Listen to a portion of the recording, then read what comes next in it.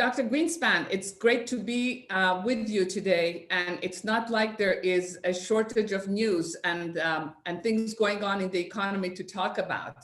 But before I ask you any other question, I wanted to ask you what impact you think President-elect Biden's win has on the global economic outlook and particularly on the outlook for the United States specifically. Biden came along just in time. I don't think we all could have taken any more of Trump, and getting him off the screen was the most important thing that could happen. In other words, people ask me, is it policy?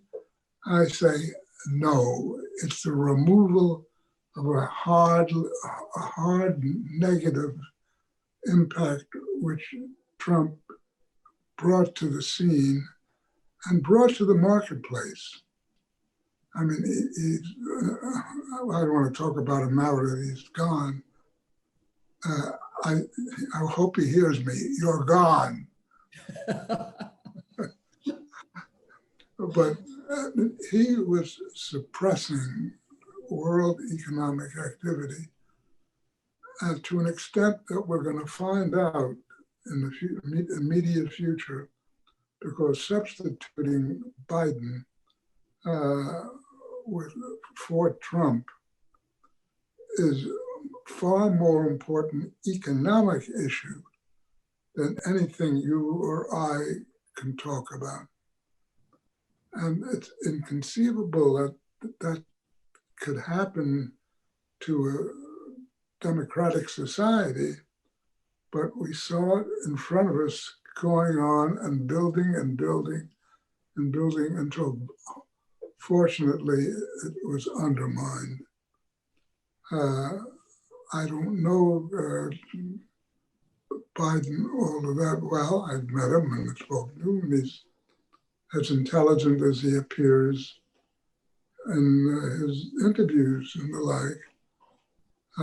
And I'm at least nominally at the moment a Republican. It's very tough to be a Republican with the head of the presumptions of the party being somebody of less than adequate capabilities. But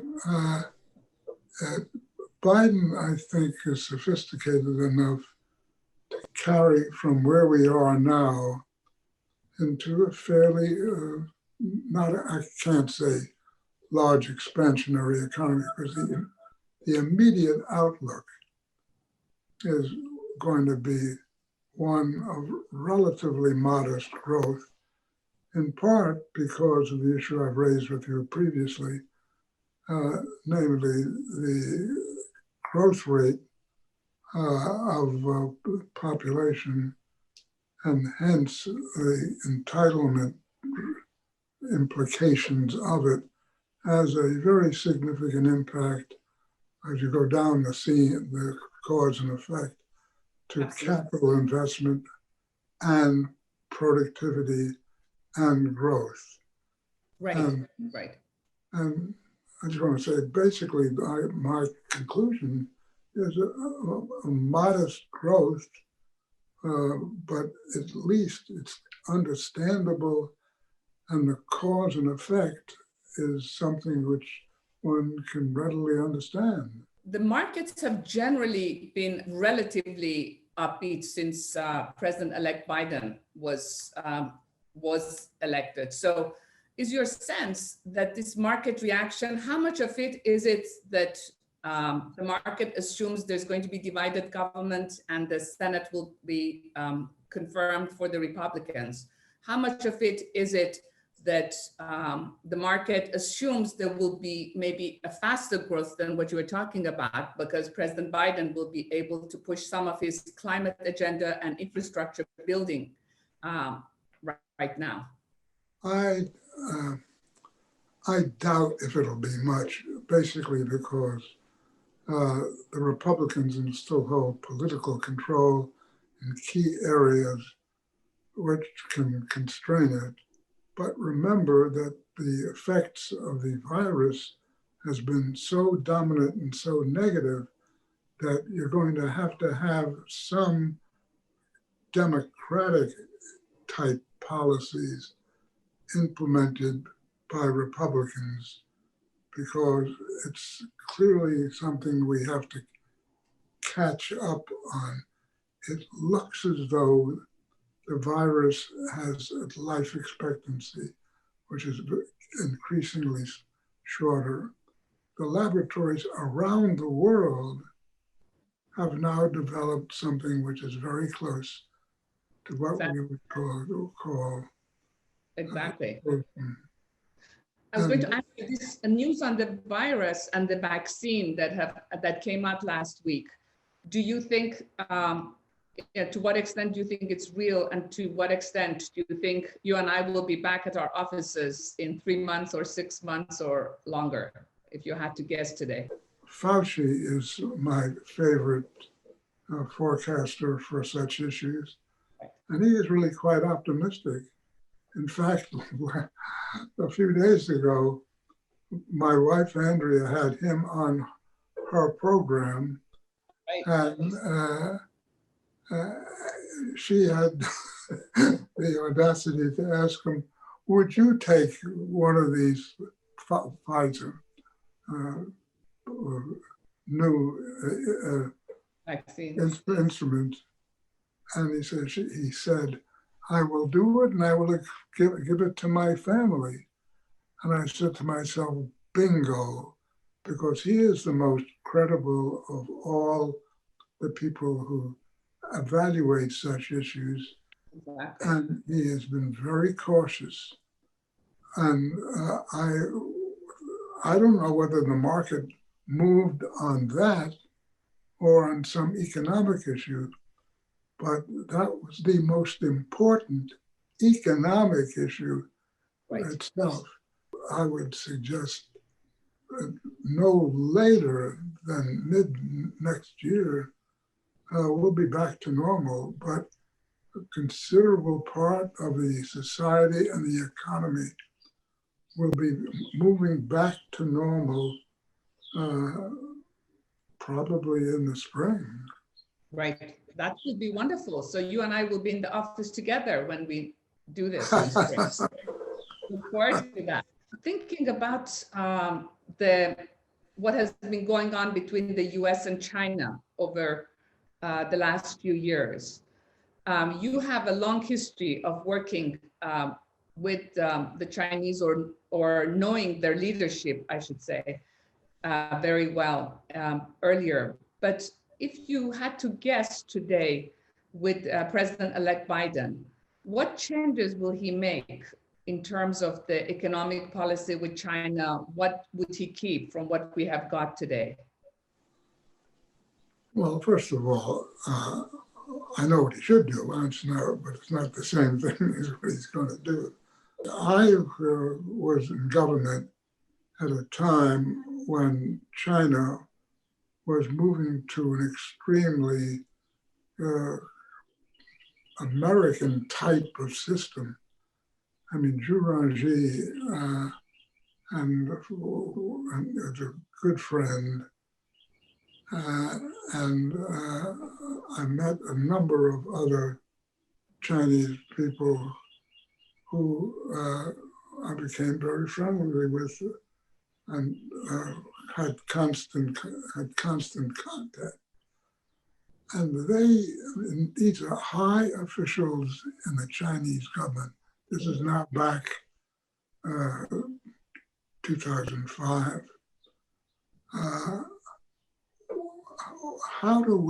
The question that I found most fascinating is, how do we in China repeat what you have done in the United States? And I said to myself, Mao Zedong turned over in his grave. I mean, it's unfortunately, after a very prolonged period, where the Chinese economy, basically because of Deng Xiaoping, grew increasingly liberal. The Politburo, which always met, I knew they met, no one ever had a leak out of the Politburo. Something happened around 2005 or thereabouts.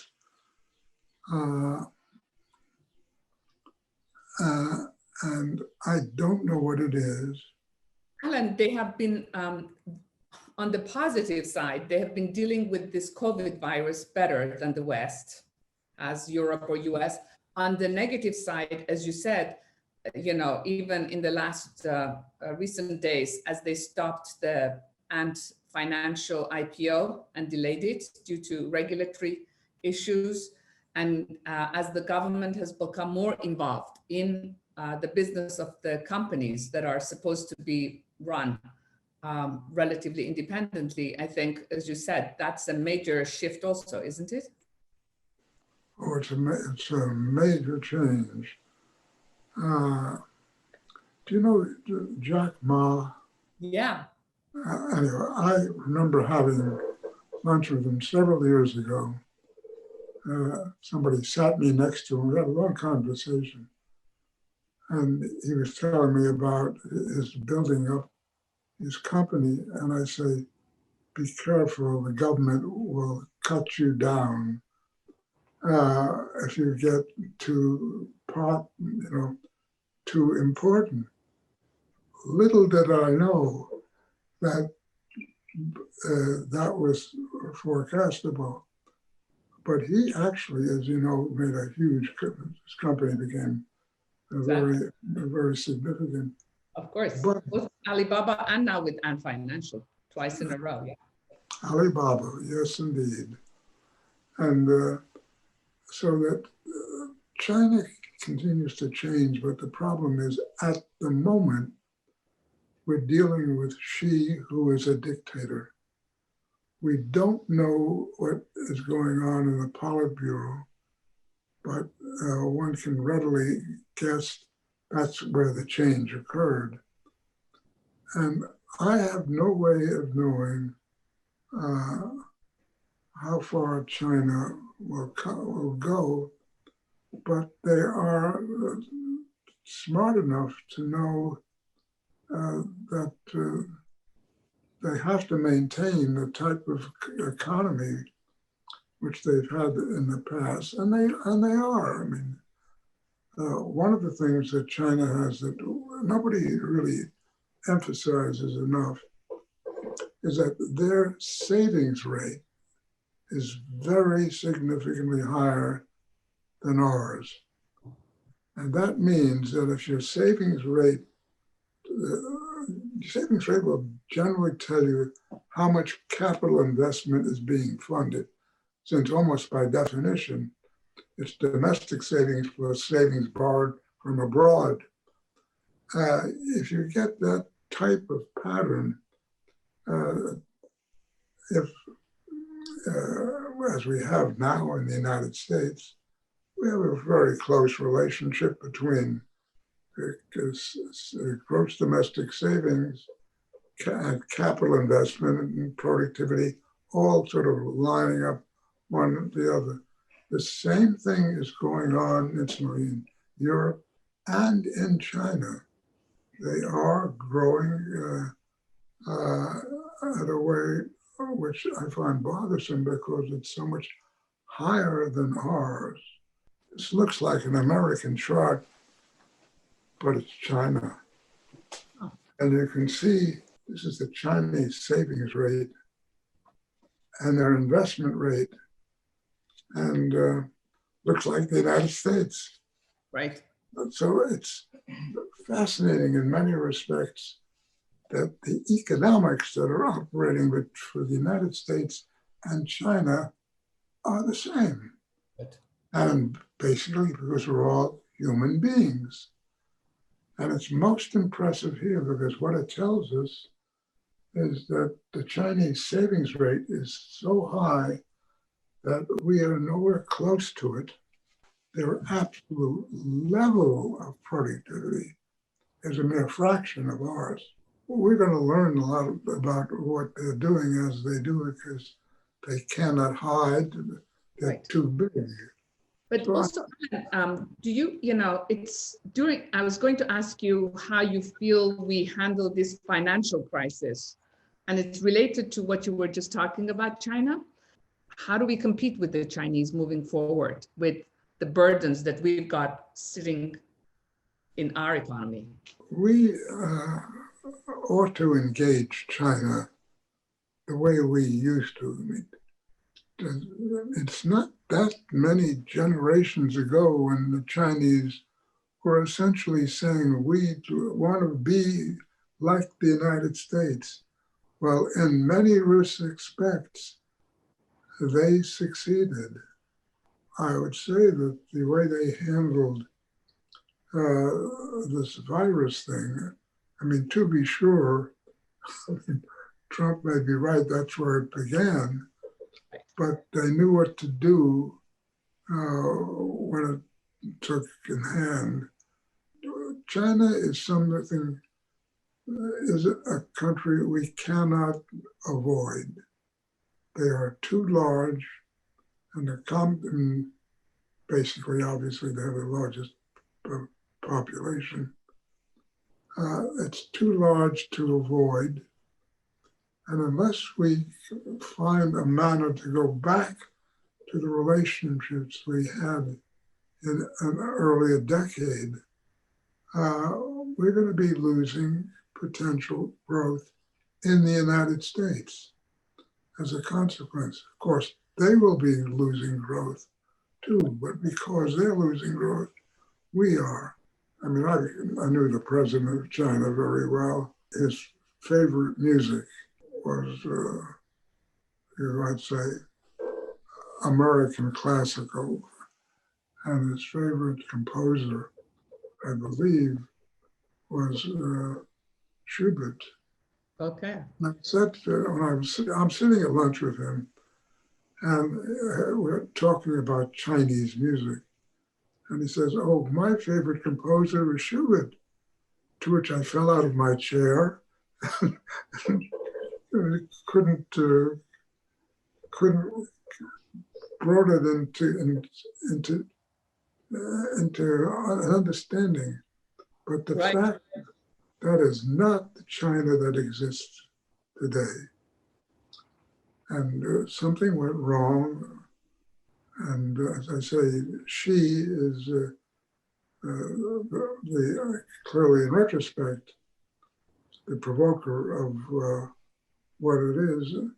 Nonetheless, Chinese economic forces require that they deal with us because we are the number one and two in the world, and comprise not a small sum of China and the United States and a lot of different statistics is a large chunk of the global economy.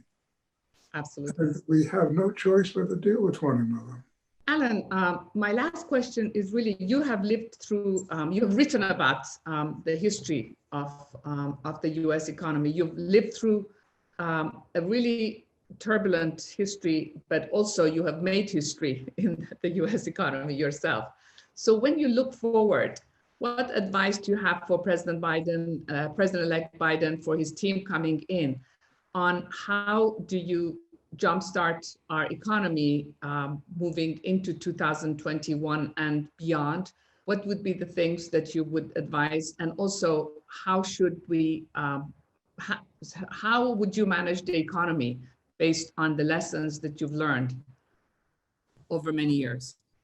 First thing I would do is reverse everything that the previous president did, because that in itself will lift the economy.